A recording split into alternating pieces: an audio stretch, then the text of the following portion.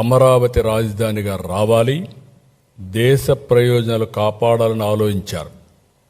YSR Congress party మాత్రం దేశ ప్రయోజనాలు అవసరం లేదు, రాష్ట్రం నాశనం అయిపోయినా పర్వాలేదు, మేము అనుకున్నదే జరగాలని పట్టుదలతో ముందుకు పోయారు. వైఎస్ఆర్ కాంగ్రెస్ అమరావతిని నాశనం చేయాలనుకున్నారు. మనం శాసనం చేశాం. దేశం ఈరోజు అమరావతి కోసం నిలబడింది. కుట్రలు దాటి అమరావతి గెలిచింది. నిజమైన 5 కోట్ల ప్రజల కల కేంద్ర రాజముద్రతో తిరుగులేని స్పష్టత, ప్రజల ఆశలు ఆశయాలు నెరవేరిన వేళ ఇది మనందరికీ గుర్తింపు, గౌరవం. భవిష్యత్తులో ఎవ్వరు ఏమీ చేయలేని పరిస్థితి.